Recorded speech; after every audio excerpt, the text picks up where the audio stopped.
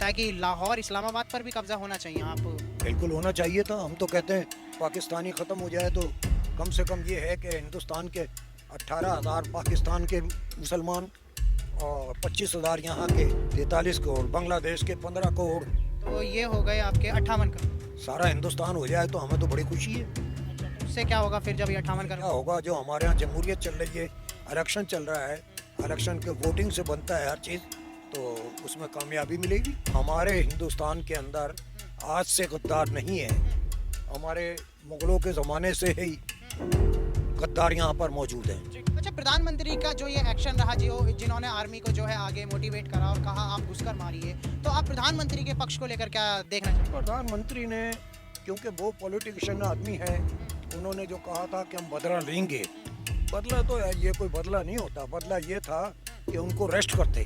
क्या एक दुआ है इंडियन आर्मी के लिए? जो दुआ ही है, ऊपर वाला खैर का मामला फरमाए, ना हो गए, जंग नहीं छिड़े तो अच्छी बात है। भाईजान, जब आतंकी हमला करता है पड़ोसी मुल्क, धर्म पूछकर कलमा पढ़वाता है, ये सारी हरकतें, यही तो बस मुसलमानों को क्या करा जा रहा है, टारगेट बना जा रहा, हमारा जा रहा।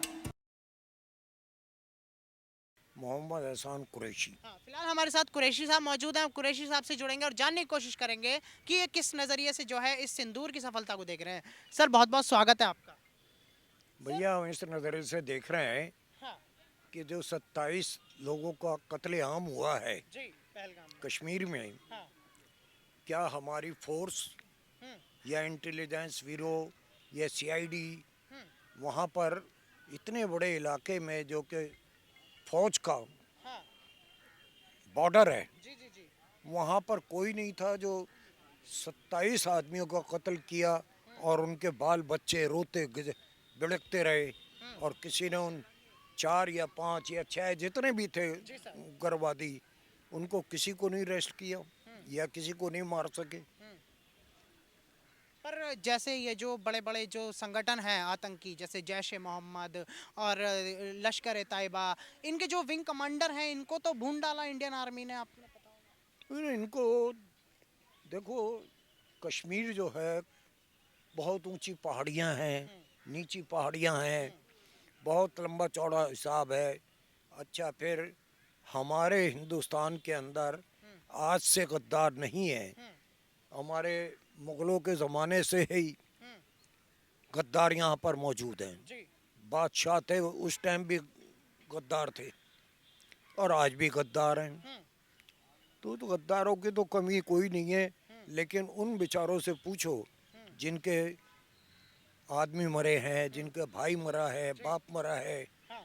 उनको कोई पूछने वाला नहीं। अच्छा, प्रधानमंत्री का जो ये एक्शन रहा, जो जिन्होंने आर्मी को जो है आगे मोटिवेट करा और कहा आप घुसकर मारिए, तो आप प्रधानमंत्री के पक्ष को लेकर क्या देखना चाहेंगे? प्रधानमंत्री ने, क्योंकि वो पॉलिटिशियन आदमी है, उन्होंने जो कहा था कि हम बदला लेंगे, बदला तो है, ये कोई बदला नहीं होता। बदला ये था कि उनको रेस्ट करते, जो उनके आका थे उनको रेस्ट करके, जैसे कि आपने देखा होगा ओसामा बिन लादेन को, वहाँ से जो वहाँ का अमेरिका। अमेरिका के राष्ट्रपति थे, वो ओबामा। वहीं से बैठे हुए कमांड कर रहे थे, और यहाँ उनको मार रहे थे। क्या कोई ऐसा प्रोग्राम दिखाया है इन्होंने? हाँ, पर सर, जिस तरीके से लोग ने कहा कि हमारी आर्मी ने काफ़ी मुंह तोड़ जवाब दिया है और वो शांत जो है ऐसा कराया है, तो आर्मी पर कितना फक्र है आपको? आदमी पे तो बड़ा फर्क है, वो कि वो हमारी हिफाजत, हम सोते रहते हैं, खेलते रहते हैं, कारोबार करते रहते हैं, और वो हमारे हमारी हिफाजत, हमारे देश की हिफाजत करते हैं, उन पे हमें पूरा फ़ख्र है। तो फिलहाल प्रधानमंत्री की पक्ष जो है वो आप किस लिए नहीं ले रहे हैं, वैसे आपने जो कहा था? नहीं, हम इसलिए नहीं ले रहे कि हमारे प्रधानमंत्री की कोई कमी नहीं है, ये तो पॉलिटिशियन मामला है। अब इनका समझौता हो गया, क्या हुआ ये तो वो ही जान सकते हैं। पर जैसे लगातार हर भाषण में मोदी कह रहे हैं कि जिस भाषा में पाकिस्तान सुनना चाहेगा उसी भाषा में सुनाएंगे। बिल्कुल नहीं, ऐसा कुछ नहीं है।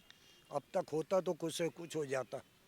तो क्या लगता है कि लाहौर इस्लामाबाद पर भी कब्जा होना चाहिए? आप बिल्कुल होना चाहिए था। हम तो कहते हैं पाकिस्तानी ख़त्म हो जाए तो कम से कम ये है कि हिंदुस्तान के 18,000 पाकिस्तान के मुसलमान और 25,000 यहाँ के, कितने हो जाएंगे?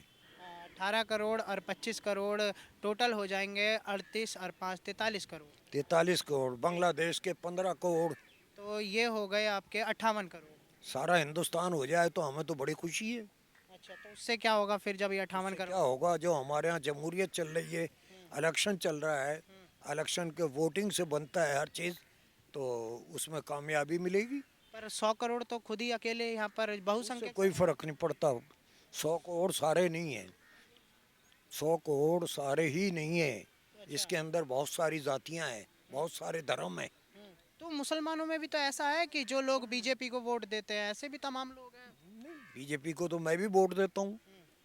वोट देना और चीज़ है, जी वोट देना और चीज़ है, पक्ष लेना और चीज़ है। जी। वोट तो देखो हमारा हक है, आपको खड़ा कर दिया है, मैं आपको जानता हूँ, आपके परिवार को जानता हूँ, इसलिए मैं आपको वोट दे रहा हूँ। पार्टी को नहीं देता कोई वोट। अच्छा अच्छा। तो ये मतलब कुछ है कि मुसलमान बीजेपी को वोट नहीं देगा? नहीं, ये सोच गलत है, देना भी चाहिए। जब तक आप बीच में नहीं घुसोगे तो आपको तरक्की नहीं होगी, आप उनका साथ नहीं रह सकते। अच्छा, लोग अक्सर ये कहते हैं कि मुसलमानों के खिलाफ है, जबकि आपने देखा होगा तमाम ऐसे नेता हैं बीजेपी में जो पद लेकर बैठे पड़े हैं जो खुद मुस्लिम नहीं हैं। नहीं नहीं, ऐसा कुछ नहीं है, मुसलमानों के खिलाफ नहीं है, लेकिन ये नफरत जो है ना, ये पॉलिटिशियन वालों ने कर रखी है। तो सर इसमें अकेला बीजेपी दोषी है, पक्ष विपक्ष दोनों दोषी? नहीं, अकेला बीजेपी दोषी है। अकेला। पहले दो मुसलमान थे, एक शाहनवाज और एक वो, ये ठीक है, वो उसका थोड़ा सा नाम आप शायद से दो दो थे मुसलमान मंत्री, उनको भी अलग कर दिया। किसी मुसलमान, कोई मुसलमान बीजेपी के लिए इतना काबिल नहीं कि जो इलेक्शन लड़ सके। बीजेपी के द्वारा एक गवर्नर हैं, आपने सुना होगा, जो केरल के थे और अब बिहार के वो राज्यपाल हैं, आरिफ मोहम्मद खान। मोहम्मद अब बिहार के हैं, जी, पहले केरल के राज्यपाल। पहले केरल का राज्यपाल था। जी। उसके बारे में यही है कि जो बीजेपी को कहेंगे कि जय हिंद, अब सर मुस्लिम गवर्नर है तो अब इससे भी परेशानी है, ये दोगली बात है। दोगली। आप ये बताइए, हिंदुस्तान के अंदर कितने सूबे हैं, कितने स्टेट हैं? हाँ, मतलब 29 राज्य हैं। एक मुसलमान को खड़ा करके वो तो बोल ही नहीं सकता। सतपाल मलिक बोलने वाला था, उसके ऊपर मुकदमा कर दिया। पर सर बढ़ चढ़ के मुस्लिम भी जो है अब हिस्सा ले रहे हैं, पसमानदा समाज वाले लोग हैं वो आगे बढ़ रहे हैं। नहीं नहीं, कोई नहीं बढ़े, अपनी ताकत से आगे बढ़ना है। चलिए, क्या नाम है आपका भी? मोहम्मद आजम। आजम भाई, जी। कितना फक्र है आज हमारी हिंदुस्तान की आर्मी पर। लगता है हम जीते या हारे इंडिया से, मतलब पाकिस्तान से? पाकिस्तान से इंशाल्लाह जीतेगी, जीते जीतते आ रहा है। और क्रिकेट में जीतते हुए आ रहे हैं, 65 71 जीतते हुए आ रहे हैं। इस बार क्या लगा आपको देखने में? इस बार भाई साहब वैसे तो मैं मैच देखता नहीं हूँ, फिर भी इस हिसाब से जीतेगी इंडिया ही। वैसे मैं क्रिकेट की बात नहीं कर रहा, इंडिया पाकिस्तान की लड़ाई हुई, ऑपरेशन सिंदूर हुआ, उस पर आप कैसे देख रहे हैं? क्योंकि तनाव का माहौल है दोनों जगह। हाँ, तनाव का माहौल है, बस इसमें क्या करा जाओ, बस ऊपर वाले बेहतर करे कुछ। क्या एक दुआ है इंडियन आर्मी के लिए? दुआ ही है, ऊपर वाला खैर का मामला फरमाए, ना होवे जंग नहीं छिड़े तो अच्छी बात है। भाईजान, जब आतंकी हमला करता है पड़ोसी मुल्क, धर्म पूछकर कलमा पढ़वाता है, ये सारी हरकतें जो हैं, यही तो बस मुसलमानों को क्या करा जा रहा है, टारगेट बनाया जा रहा, हमारा जा रहा कलमे के नाम पे, कभी किसी चीज़ के नाम पे, और क्या होगा, यही होता रहा बस। पर वहाँ तो आप लोगों के हिंदू भाई थे जिन्हें मारा गया, 27 जो थे। तो वहाँ के आर्मी जो है क्या नहीं है, अब भाई बता, बस वही बता सकते हैं फिर। वैसे लगा तो होगा जब ऑपरेशन सिंदूर हुआ कि इंडिया ने कितनी अच्छी जो है मात दी पाकिस्तान को। जी, सही थी। चलिए आदम भाई, बहुत अच्छा लगा आपसे बात करके। तो यहाँ तमाम ऐसी पार्क में आज लोग मौजूद थे, सोचा ऑपरेशन सिंदूर पर एक सर्वे ले लिया जाए कि कितना फ़क्र है अपनी हिंदुस्तान की आर्मी को लेकर। लेकिन फ़िलहाल तमाम सारी जो सकारात्मक बातों को आगे ही बढ़ाते हुए आप मेरे साथ बने रहिएगा TNN वर्ल्ड पर।